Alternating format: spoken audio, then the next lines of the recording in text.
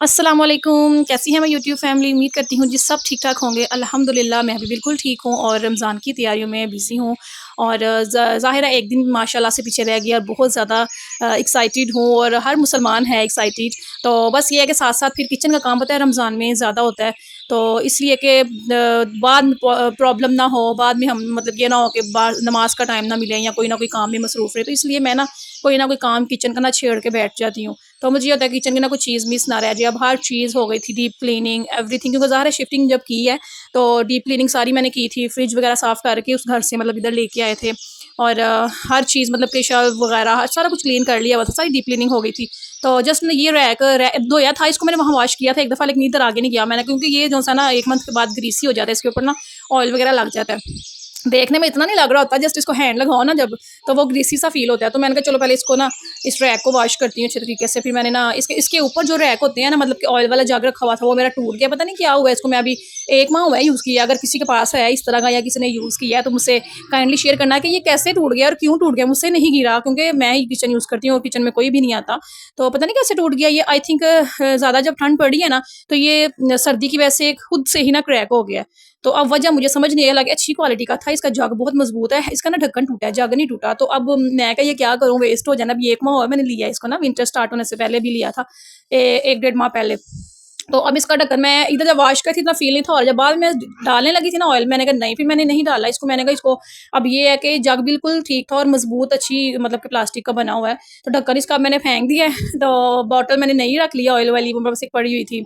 तो ये जग मैंने कहा चलो बच्चे पानी वगैरह पी लिया करेंगे अब, मतलब कि बिल्कुल ठीक है, फेंकना तो मुनासिब नहीं लगता है ना। बस इधर मैंने साथ-साथ ना रैक साफ़ कर रही थी और डब्बे साफ़ कर रही थी, साथ जो चीनी, पत्ती, ऑयल वगैरह के थे। और इसके अलावा आज मैं इस टॉपिक से अलावा हट के आपसे एक टॉपिक शेयर करूँगी, जो कि हमारी ज़िंदगियों में बहुत ज़्यादा अहम होता है और हमें वो जो है ना बात हमें अपने ऊपर अप्लाई करनी चाहिए। तो काइंडली आप सबसे रिक्वेस्ट है मेरी वीडियो को फुल वॉच करें, लाइक करें, अच्छा-सा कमेंट करें, मेरे चैनल को सब्सक्राइब करें। आज मैं आपके साथ घर के कामों के अलावा एक और टॉपिक शेयर करना चाह रही थी।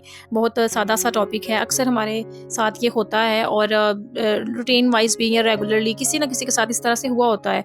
तो बस आज मैं आपके साथ यही यही दिल की एक सादा-सी बात मतलब करना चाह रही थी कि अक्सर हम लोग ये गलती करते हैं कि हम लोगों के पीछे-पीछे भागते रहते हैं, कभी रिश्ते के लिए, कभी दोस्ती के लिए, कभी सिर्फ़ इसलिए कि कोई हमें नज़रअंदाज़ ना करे। कुछ रिश्ते ऐसे होते हैं ना जो मेरे बहुत अज़ीज़ होते हैं और वो जब दिल दुखाएँ ना तो बड़ी मतलब तकलीफ़ होती है।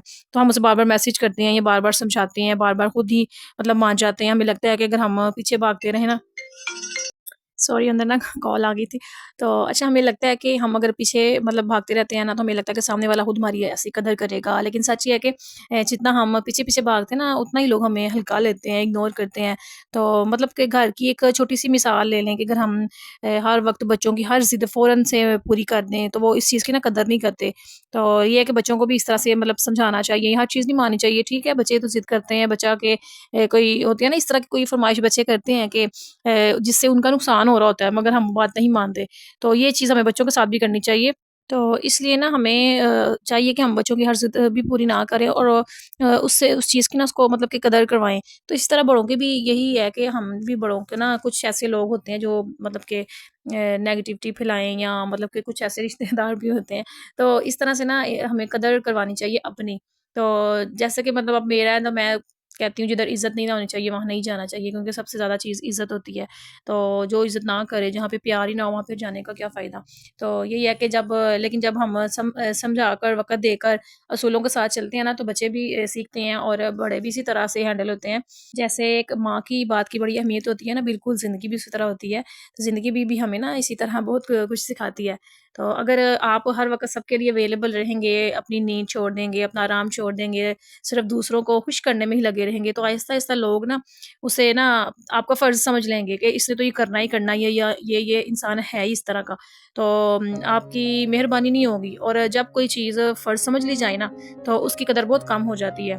तो हमें ये सीखना होगा कि अपनी इज़्ज़त खुद करनी है, हर बात पे खुद को एक्सप्लेन करना ज़रूरी नहीं होता कि अपनी एक्सप्लेनेशन देना कि हम ऐसे हैं, हमने ये नहीं किया, हम क्यों किसी को अपनी एक्सप्लेनेशन दें ना। तो बस ये ज़रूरी नहीं होता, ये चीज़ हमारी ना कदर ख़त्म कर देती है लोगों की नज़रों में। तो हर जगह झुक जाना भी ज़रूरी नहीं होता। हाँ, कहीं कहीं जगह पे झुकना चाहिए, अच्छी बात है। तो क्योंकि कहते हैं ना कि वो झुकी टाली को ही फल लगता है, तो वो चीज़ है, लेकिन हर जगह नहीं झुकना चाहिए, वो भी जगह-जगह का हिसाब होता है। तो बस ये मैंने साथ-साथ अपना किचन सेट किया हुआ है, जो-जो रमज़ान में पता है इतनी मशीनरी वगैरह चाहिए होती है, तो वो मैं साथ-साथ ही इसको मैनेज करती जा रही हूँ कि जो चीज़ आराम से पकड़ी, वो स्विच लगाई और इसको यूज़ कर ली। और यहाँ पे मैं सारा किचन का रैक वगैरह वॉश किया है, सिंक वॉश किया है। तो बस यही है जी, ज़िंदगी भी बस इसी तरह ही है। इंसान को घर में खुश रहना चाहिए अपने हस्बैंड के साथ, अपने बच्चों के साथ, अपनी फैमिली के साथ, क्योंकि हमें ये चीज़ समझनी होगी कि जो आपकी कदर नहीं करता वहाँ पे जाना ज़रूरी नहीं, वहाँ पे बैठना ज़रूरी नहीं, क्योंकि इस तरह ना इंसान अपनी कदर खुद खो देता है। तो बस ये है कि जो आपकी कदर करेगा ना, वो आपको मैसेज भी करेगा, आपका इंतज़ार करेगा, और जो कदर नहीं करता उसके पीछे भाग-भाग कर कुछ हासिल नहीं होना। बस ये है कि बेकदरे लोगों के पीछे ना भाग-भाग कर हम थक जाएँगे और दिल भी दुखी होगा। तो अपनी ज़िंदगी मसरूफ़ियत में गुज़ारें, मसरूफ़ रखें अपनी ज़िंदगी को, अपने घर को सँवारें, अपने बच्चों को वक़्त दें और खुद के लिए भी थोड़ा-सा वक़्त निकालें, क्योंकि हम लोग होम मेकर्स इतनी कोशिश करती हैं, इतनी एफ़र्ट करती हैं हमारा घर प्यारा हो, हमारा किचन प्यारा हो, हम अपने बच्चों का ख़्याल रखें, अपने शौहर का ख़्याल रखें, अपनी फ़ैमिली का ख़्याल रखें, लेकिन खुद की हम लोग टेक केयर करना भूल जाते हैं। तो सेम मैं भी आपकी तरह हूँ, मैं कोई मतलब कि वो नहीं हूँ कि मैं अब बहुत ही ट्रीटमेंट्स वगैरह लेती हूँ या इस तरह से ना। तो ये है कि मैं ना अब स्टार्ट किया है, देख-देख मुझे लगता है कि ऐसे करना चाहिए ना हम लोगों को, कि किचन के साथ, घर के साथ अपने आप को भी सँवारें, एक दिन अपने खुद के लिए भी निकालें, अपने आप को टाइम दें। चलो पार्लर ना जाएँ, घर में कुछ अपनी कोई होम के रेमेडीज़ होती हैं, टोटके वगैरह जो होते हैं वो कर लें, या फिर कुछ घर में सामान ला के रख लें फेशियल्स का या स्किन पॉलिश वगैरह इस तरह से। तो चले वीक में नहीं तो मंथ में एक बार ये चीज़ें ज़रूर करनी चाहिए। और क्या कहते हैं, जो है ना रेमेडी वगैरह वो वीक में एक दफ़ा ट्राई कर लेंगे। जस्ट जैसे कहते हैं कि स्किन पॉलिश कर ली, क्लींजिंग कर ली, क्लींजिंग वीक में एक बार कर लो, स्किन बड़ी फ्रेश हो जाती है। तो अब सर्दियों में मेरा भी दिल नहीं कर रहा था, बस किचन काम ये वो घर बच्चों को देखना, सुस्ती कुछ इतनी ज़्यादा पड़ गई थी। अब ना थोड़ा-थोड़ा मौसम मुझे ऐसा लग रहा है चेंज हो रहा है, तो जिस्म ना ऐसे खुलना नहीं शुरू हो जाता और पसीना और इस तरह से ना, मतलब कि मतलब कि इतनी ठंड नहीं फ़ील हो रही होती, तो ये मौसम मुझे अच्छा लगता है। अब आगे जैसे मौसम स्टार्ट हो रहा है ना, मौसम बाहर का आई थिंक, तो इसमें फिर दिल करता है कि ये भी करें और वो भी करें। तो सर्दियों में ज़रा डल स्किन भी हो जाती है, कोई दिल नहीं करता कुछ करने को, कुछ उठने को, और ना पानी को हाथ लगाने को दिल करता है। तो बस यही है कि लोगों को छोड़ो, लोगों की फ़िक्र करना छोड़ो, अपने आप पर ध्यान दो और अपनी कदर करवाना सीखो, अपने बच्चों पर, अपनी फैमिली पर, अपने शौहर पर ध्यान दें। क्योंकि जब आप खुद से खुश होंगी ना, तो लोग भी आपकी तरफ खुद आएँगे। इंसान हमेशा उस चीज़ की तरफ जाता है जो मुतमिन हो और जो मज़बूत हो।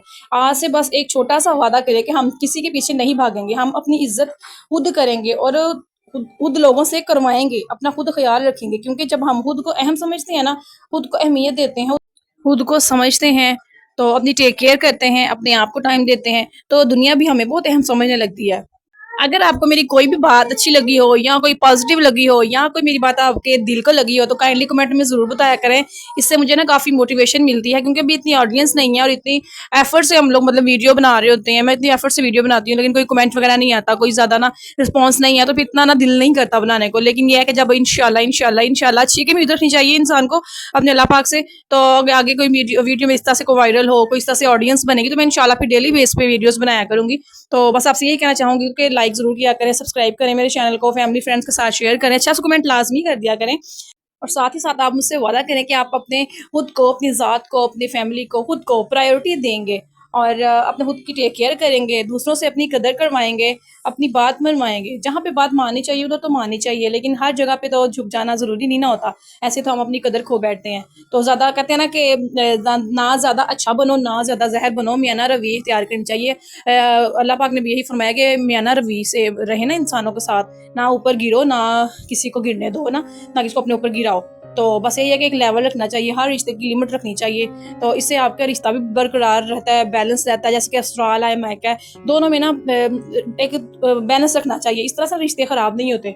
तो बस मैं लास्ट में यही आपसे कहूँगी कि अपने आप को प्रायोरिटी दें। अगर मेरी वीडियो अच्छी लगी हो तो लाइक करें, मेरे channel home maker vlogs by Fajar Usama को सपोर्ट करें। और इसी टॉपिक पे हो जाए पोइट्री कि मैंने सीख लिया है उसको संभाल कर चलना, हर दर पर जाकर अपनी कदर नहीं मनवानी, जो समझ ले खामोशी को मेरी कमज़ोरी, उसे वक़्त सिखा देता है मेरी असल कहानी।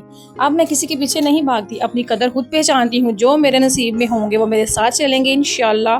मैं बस अपनी जगह मजबूती से खुद बनाती हूँ।